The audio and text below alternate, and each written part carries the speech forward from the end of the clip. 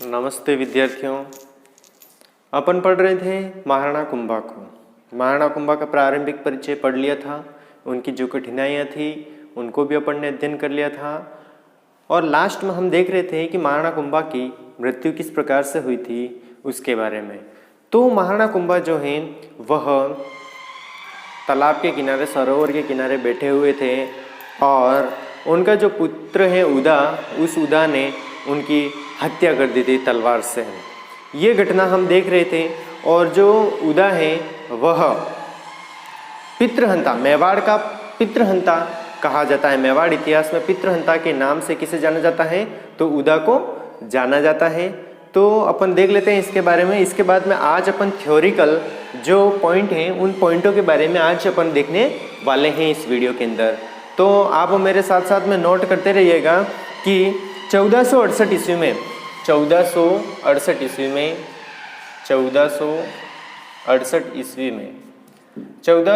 ईस्वी में कौन? महाराणा कुंभा। 1468 ईस्वी में कौन? महाराणा कुंभा।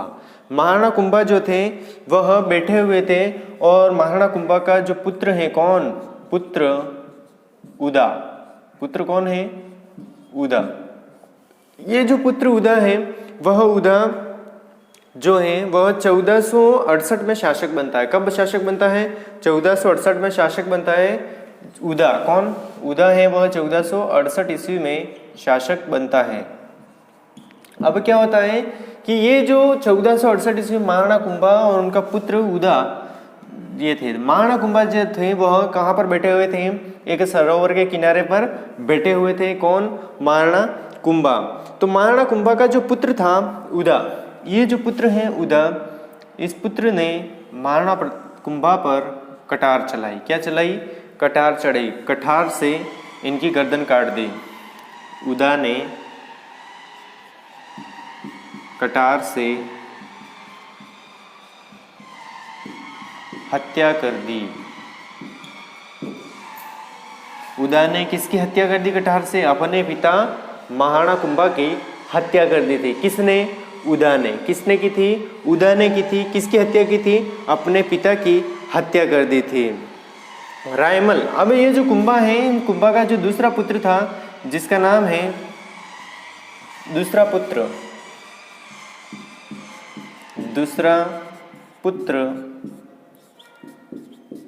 रायमल।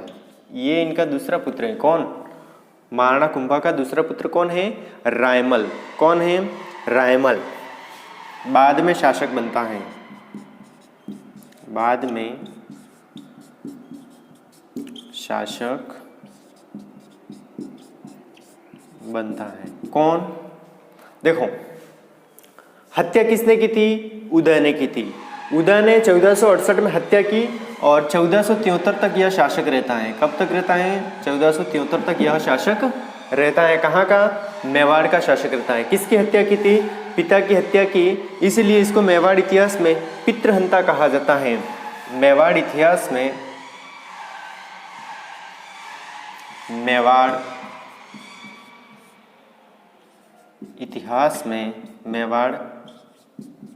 इतिहास में पितृहंता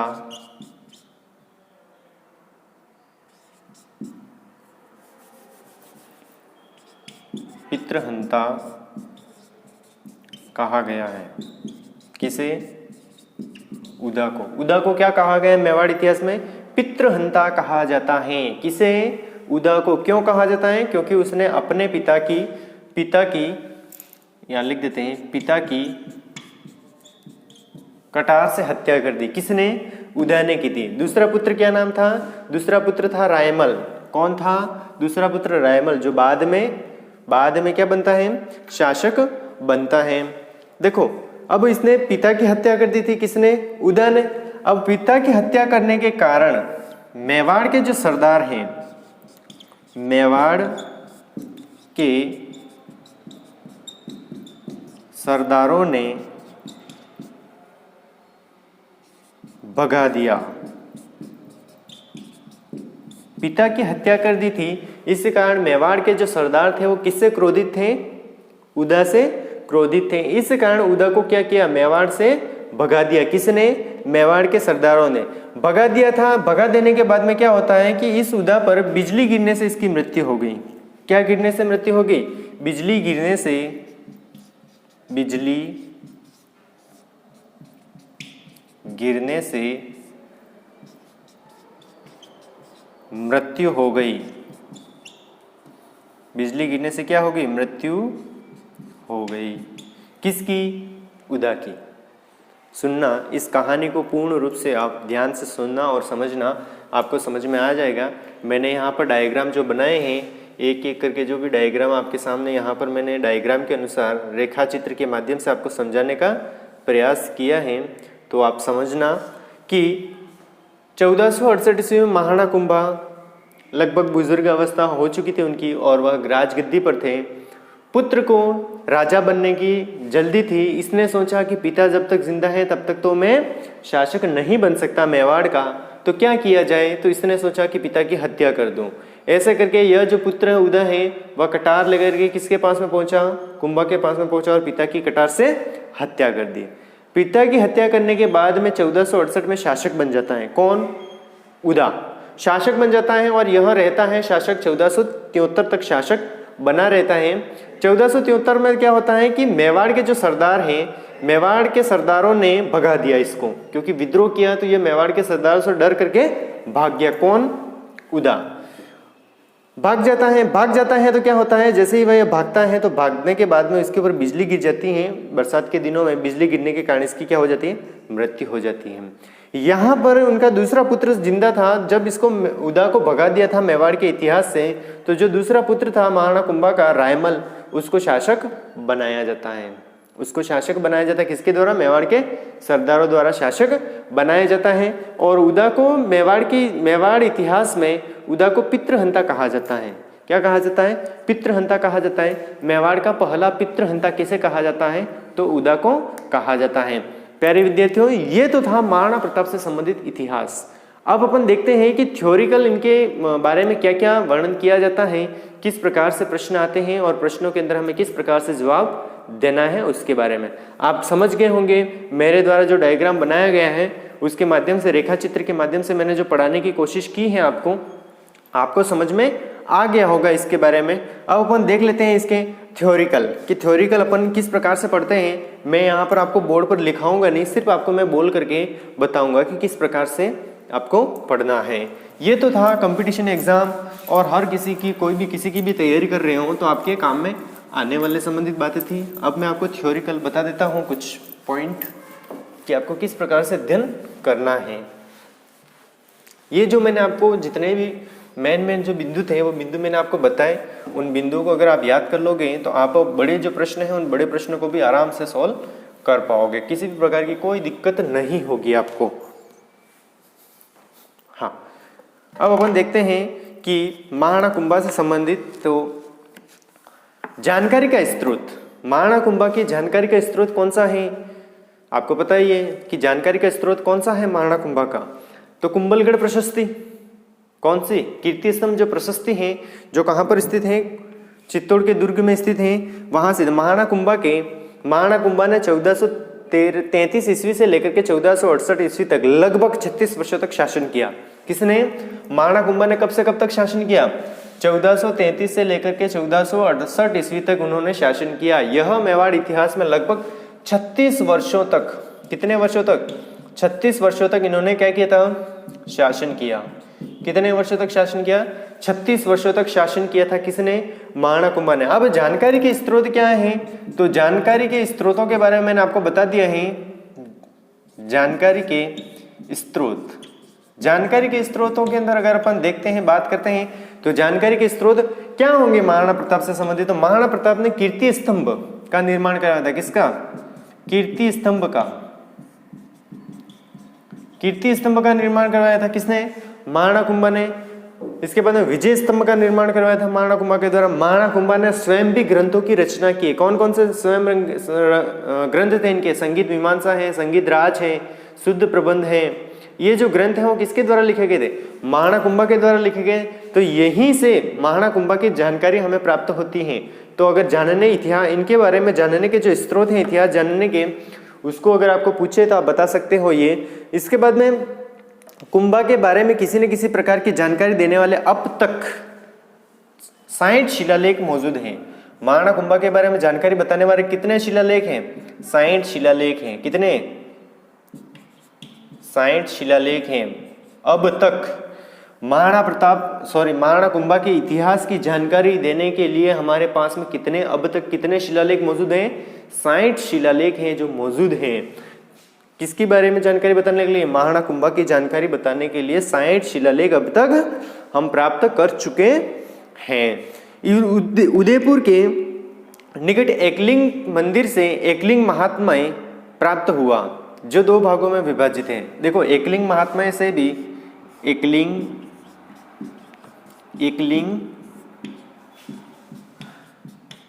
महात्म्य ये ग्रंथ हैं। इस ग्रंथ से भी किसकी जानकारी प्राप्त होती है? महाराणा कुंभा की जानकारी प्राप्त होती है, जो 2 भागों में विभाजित हैं। और कहाँ पर है? एकलिंग मंदिर के पास में। कहाँ पर स्थित है ये? एकलिंग मंदिर, एकलिंग नाथ जी का जो मंदिर है, कहाँ पर? एकलिंग मंदिर के पास में मौजूद है। कौन सा ग्रंथ या कौन सा साहित्य? एकलिंग महात्म्य जो है वो कहाँ पर मौजूद है? एकलिंग मंदिर के पास में। देखो, यहां से यह 2 भागों में विभाजित है। प्रथम भाग में राजवर्णन है। क्या वर्णन है? राजवर्णन के नाम से पुकारा जाता है, और इसमें स्वयं महाराणा कुंभा ने लिखा था। देखो, पहला जो इसके अंदर वर्णन है कौन सा है? प्रथम भाग। इसके 2 भाग हैं। 2 भागों में पहला जो भाग है वो कौन सा है? राजवर्णन। कौन सा वर्णन है? राजवर्णन, जो स्वयं कुंभा द्वारा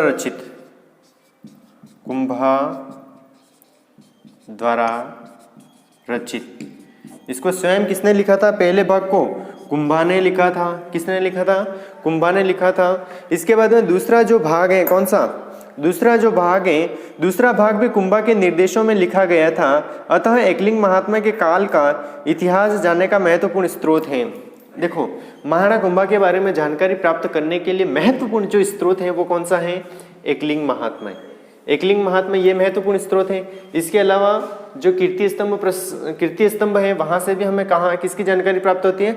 महाराणा कुंभा के बारे में हमें जानकारी प्राप्त होती हैं। इसके अलावा अगर हम देखें तो महाराणा कुंभा के द्वारा जो ग्रंथ लिखे गए हैं, स्वयं के द्वारा रचित संगीत मीमांसा, संगीत प्रबंध, शुद्ध प्रबंध, ये जो ग्रंथ हैं, संगीत राज, ये सारे जो ग्रंथ हैं, वहां से भी हमें महाराणा कुंभा के बारे में जानकारियां प्राप्त होती हैं। इन स्रोतों से हमें तत्कालीन यानी कि महाराणा कुंभा के शासन काल के बारे में, महाराणा कुंभा किस प्रकार से शासन चलाते थे, उनकी आर्थिक स्थिति कैसी थी, उनकी राजनीतिक स्थिति कैसी थी, पड़ोसियों के साथ में उनके संबंध कैसे थे, कहाँ कहाँ उनकी शत्रुता थी और किन किन युद्धों के अंदर उन्होंने विजय प्राप्त की थी।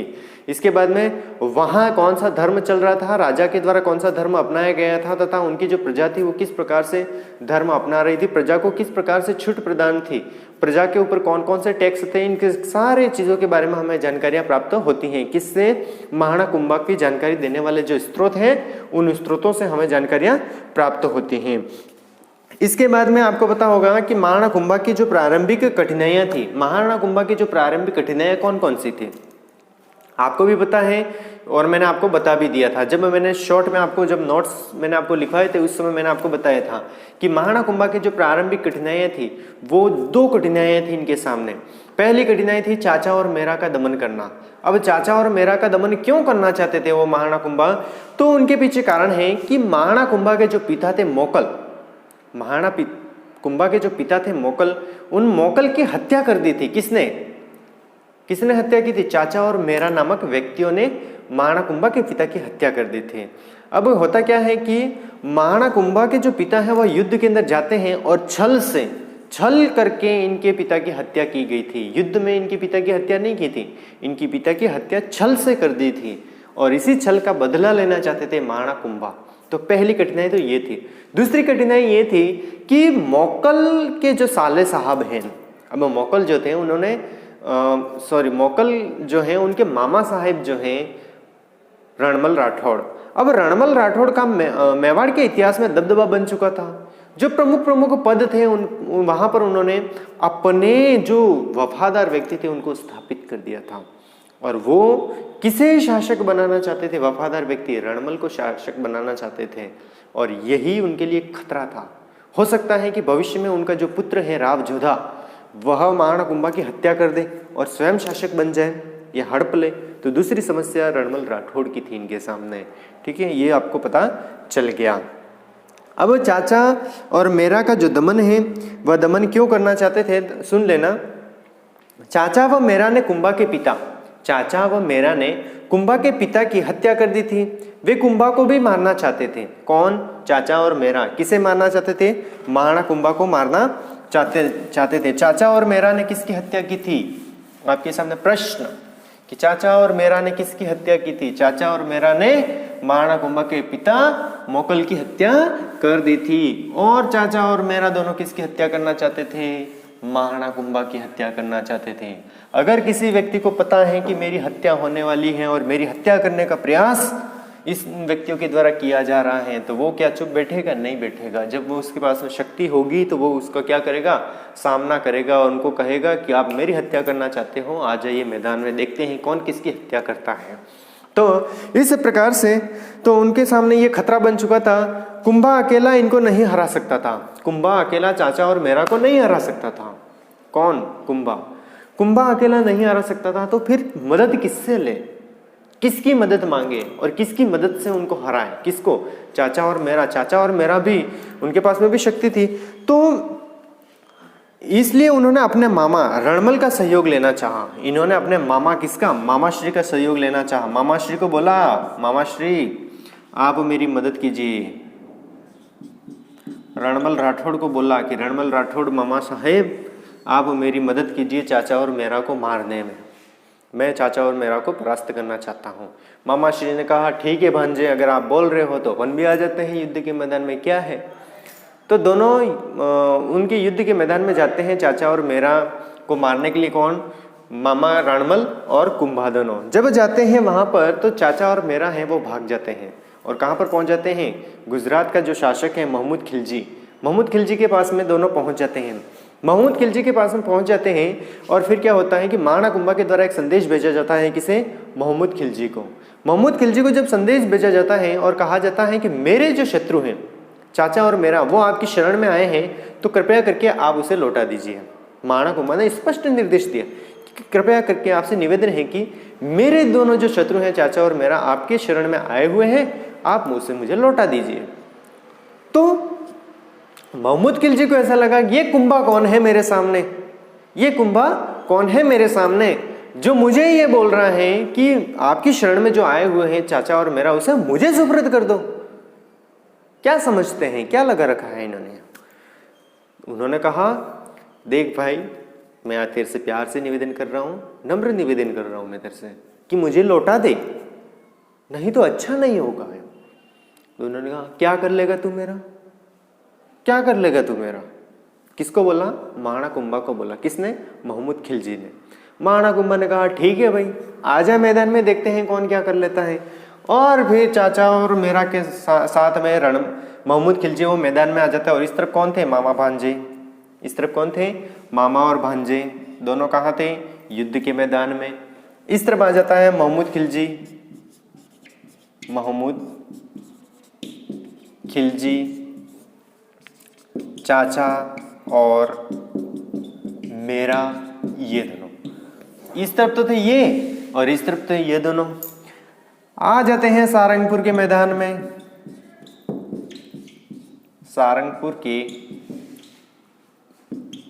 मैदान में आ गए भाई साहब, सारंगपुर के मैदान में। अब देखते हैं कि कौन किसे परास्त करता है। दोनों के मध्य भयंकर युद्ध होता है 1437 ईस्वी में। और 1437 ईस्वी में युद्ध होता है जिसे मालवा का युद्ध कहा जाता है, जिसे मालवा। और इस युद्ध के अंदर, सारंगपुर के युद्ध में किसकी विजय होती है? महाराणा कुंभा की क्या हो जाती है? विजय हो जाती है। किसकी? महाराणा कुंभा की। और इसे किसके नाम से जाना जाता है? मालवा। किस विजय के नाम से जाना जाता है? मालवा विजय के नाम से जाना जाता है। और इस युद्ध में जब महाराणा कुंभा की विजय होती है और चाचा और मेरा को भी मार दिया जाता है, और इस युद्ध में महाराणा कुंभा की विजय होती है, और फिर मालवा विजय के उपलक्ष्य में उन्होंने विजय स्तंभ का निर्माण करवाया था। किसने? महाराणा कुंभा ने। यहां तक हमने देख लिया था। अब आगे और देखते हैं कि और उन्होंने क्या क्या किया। तो हाँ, तो देख लेते हैं इसमें क्या क्या किया था इन्होंने। तो रणमल सेना लेकर के आया तथा मेवाड़ की सेना का नेतृत्व राघव देव कर रहे थे। मेवाड़ की सेना का नेतृत्व कौन कर रहे थे इस युद्ध में? राघव देव कर रहे थे। ठीक है, राघव देव युद्ध कर रहे थे और चाचा और मेरा को पाई कोटरा के पर्वतीय क्षेत्र में घेर लिया, लेकिन 6 महीने तक उन्हें कोई सफलता नहीं मिली। अंत में गमेती के पुत्रों की सहायता से सफलता मिली। चाचा और मेरा मारे गए, किंतु महकपा पवार और चाचा का पुत्र अक्का किसी तरह से भाग निकले। यद्यपि रणमल ने उनका पीछा किया, किंतु वे किसी तरह से मालवा की सल्तनत में पहुंच गए थे। चाचा और शिविर में मुक्त कराए गए 500 लड़कियों को भगाकर ले गया था। रणमल और राघवदेव के बीच में मतभेद उत्पन्न हुआ और तनाव उत्पन्न हो गया, जिससे कुंभा का दरबार राठौड़ व सिसोदिया के परस्पर विरोधी गुट में बट गया था। इस युद्ध के पश्चात में क्या होता है कि इनका जो दरबार होता है वो दरबार क्या हो जाता है? 2 गुटों में बट जाता है। किसका? महाराणा कुंभा का और राठौड़ और सिसोदियाओं के मध्य वो कशमकश हो जाती है, लड़ाई झगड़े हो जाते हैं, जिस कारण 2 गुटों में बट गया था। इसी कारण महाराणा कुंभा के सामने दूसरी समस्या उत्पन्न हो गई थी कि रणमल राठौड़ के बढ़ते प्रभाव को खत्म करना था। अब बात करते हैं कि अब अपन पहुंच जाते हैं सीधे राजपूत राज्यों के साथ में कुंभा के संबंध, मारवाड़ के साथ में संबंध। राणा लाखा द्वारा मारवाड़ की राजकुमारी हंसाबाई से विवाह करने की घटना तो आपने सुनी ही होगी। महाराणा लाखा के द्वारा मारवाड़ की राजकुमारी हंसा देवी के साथ में विवाह होने की घटना आपने सुनी होगी।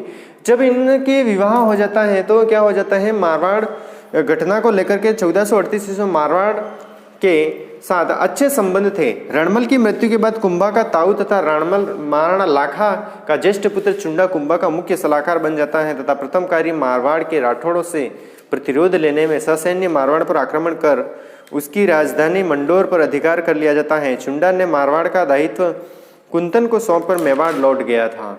जिस समय महाराणा कुंभा मालवा और गुजरात के सुल्तानों से संघर्ष में था उलझा हुआ था, जोधा ने मारवाड़ के विभिन्न क्षेत्रों पर अधिकार करना शुरू कर दिया था। 1454 ईस्वी के आसपास उसने मंडोर पर अधिकार कर लिया था तथा मंडोर के तैनात सिसोदिया सरदारों को मौत के घाट उतार दिया था। बार बार युद्ध से परेशान होकर के संधि कर मारवाड़ और मेवाड़ की सीमाओं का निर्धारण किया गया। ठीक है, ये क्या होता है कि जब महाराणा कुंभा जो होते हैं उनको रणमल राठौड़ की हत्या कर देते हैं और उनका जो पुत्र होता है राव जोधा वह भाग जाता है। कहाँ पर? मारवाड़ की ओर भाग जाता है, मंडोर की ओर। मंडोर में जाकर के मंडोर पर अधिकार कर लेता है और मंडोर के आसपास के क्षेत्रों पे वह अपने क्षेत्र अपना राज्य विस्थापित कर लेता है। कौन? राव जोधा। जोधा के द्वारा जब जोधपुर दुर्ग वगैरह सब कुछ बनवा लिया जाता है और क्या होता है कि बार बार वह मेवाड़ के साथ में संघर्ष करता है तो राव जोधा की जो बुआ थी उन्होंने सोचा कि क्यों नहीं यार कि इनके मध्य बार बार झगड़े होते हैं, तो अपन एक ऐसा काम करते हैं कि इनके मध्य समझौता करवा देते हैं। फिर आवल बावल की संधि होती है और मेवाड़ और मारवाड़ की सीमाओं का निर्धारण हो जाता है। जब मेवाड़ और मारवाड़ की सीमाओं का निर्धारण होता है तो इन दोनों के मध्य जो शत्रुता थी वो समाप्त हो जाती है। ठीक है, तो इनके साथ में इस प्रकार के संबंध थे इनके। इसके बाद में होता है मेरों का दमन। मेर लोग मेरों का दमन करते हैं। कौन? महाराणा कुंभा। मेर लोग मेवाड़ के बदनौर और उसके आसपास के क्षेत्रों में बसे हुए थे। यद्यपि मेर एक उपद्रवी जाति थी, फिर भी महाराणा लाखा के शासनकाल में मेवाड़ की प्रजा बन गए थे। महाराणा कुंभा के शासनकाल के प्रारंभ में विद्रोह कर मेवाड़ से स्वतंत्र होने का प्रयास कर रहे थे। कौन? मेरों के नेता मुनीर को अपने इस स्वतंत्रता संघर्ष में कुंभा ने शत्रु मुस्लिम राज्यों मालवा और गुजरात में सहयोग एवं सहायता मिलने की आशा थी, इसीलिए उन्होंने कुंभा के विरुद्ध बगावत की थी। कुंभा ने मेरों के विद्रोह का दमन करते हुए राव सुल्तान को भेजा, जिसने कठोरता से मेरों का विद्रोह का दमन किया तथा मेवाड़ पर पुनः स्थापित कर लिया था। अब क्या होता है कि मेरों का दमन किया जाता है किसके द्वारा? महाराणा कुंभा के द्वारा दमन किया जाता है। महाराणा कुंभा जो थे उन्होंने क्या किया था कि उनके जो परदादा थे, कौन? महाराणा लाखा ने क्या किया था कि मेरों पर अधिकार कर लिया था। अब मेरों का इसके बाद में जब कुंभा के समय में मेरों का जो था वो था मुनीर करके एक व्यक्ति था, जिसके नेतृत्व में मेर जो जाति के जो लोग थे वह किसके अंदर आते हैं? मुस्लिम प्रशासन के अंदर आते हैं, मुस्लिम जनजाति के अंदर आते हैं मेर। इनको यूं लगा कि हम गुजरात और मालवा के जो शासक है वहां से हमें सहायता प्राप्त हो सकती है।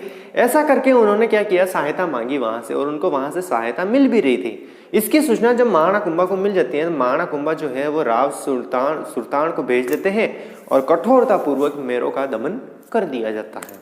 किसके द्वारा? महाराणा कुंभा के द्वारा।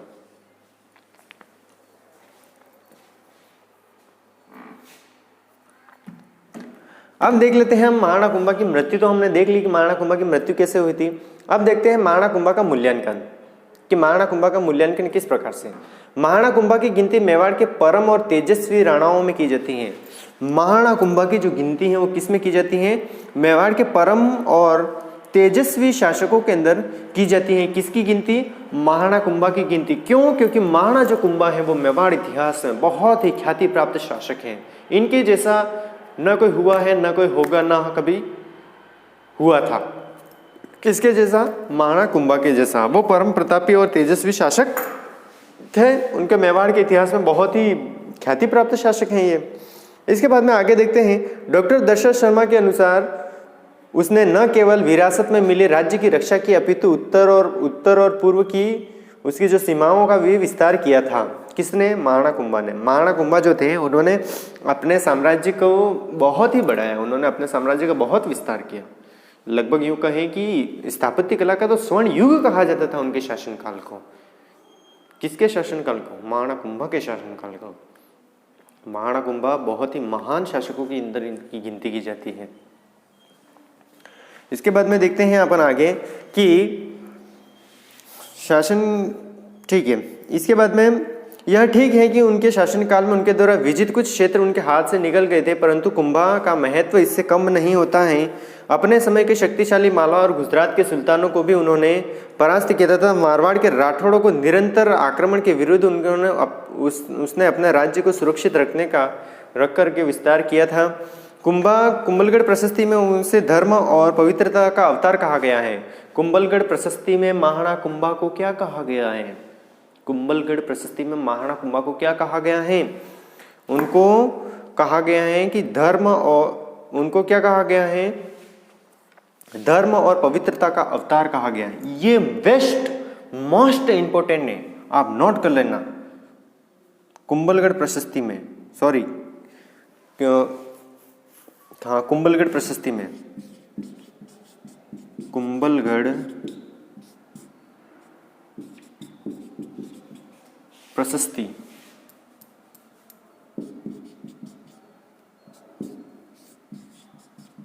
कुंभलगढ़ प्रशस्ति में किसे? कुंभलगढ़ प्रशस्ति में महाराणा कुंभा को क्या कहा गया है? कुंभलगढ़ प्रशस्ति में कुंभा को धर्म और पवित्रता का अवतार कहा गया है। ये कंपटीशन एग्जाम की दृष्टि से बहुत ही वेरी मोस्ट इंपॉर्टेंट कहा जाता है, क्योंकि ये आपको जानकारी कहीं नहीं मिलेगी। कुंभलगढ़ प्रशस्ति में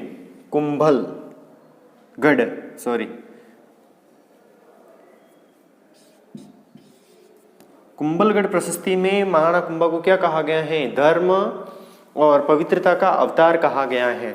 ठीक है। महाराणा कुंभा जो कुंभा है वो महान प्रजापालक और धर्म सहिष्णु शासक थे। उसने आबू तीर्थ पर जाने वाले जैन तीर्थियों के लिए जाने वाले कर को समाप्त कर दिया था। वास्तव में कुंभा का व्यक्तित्व बहुमुखी था। जिस समय वह मेवाड़ की गद्दी पर बैठा उस समय मेवाड़ के आंतरिक अव्यवस्था का शिकार बना हुआ था। कुंभा कुशल राजनीतिज्ञ भी थे। उसने राजपूतों को लड़ते हुए मारने की परंपरा का पालन नहीं किया, बल्कि परिस्थितियों के अनुकूल कदम उठाया। उसने पड़ोसी शत्रुओं को भी संयुक्त मोर्चा बनाने का अवसर दिया। यही कारण है कि मालवा और गुजरात के सुल्तान कुंभा के विरुद्ध समझौता करने के बाद भी संयुक्त होकर कुंभा से नहीं लड़ सके। कुंभा ने सदैव अपनी शक्ति और साधनों की सीमाओं का सुरक्षित रूप से उपयोग किया था और कार्य किया था। इस प्रकार से महाराणा कुंभा के बारे में अपन ने प्यारे विद्यार्थियों बहुत ही विस्तार तरीके से अध्ययन कर लिया है। आपको यह वीडियो कैसा लगा? आपको अगर समझ में नहीं आया है तो आप कमेंट्स करके भी बता सकते हैं। आपके मन के अंदर कोई भी जिज्ञासा अनुसार कोई भी प्रश्न उत्पन्न होता है, इतिहास से संबंधित कोई भी प्रश्न आपके दिमाग में अगर मन में उत्पन्न होता है, आप कमेंट्स करके पूछ सकते हैं। आपको यह वीडियो कैसा लगा ये भी आप कमेंट्स करके बता सकते हैं। वीडियो को लाइक भी कर सकते हैं आप। ठीक है विद्यार्थियों, धन्यवाद।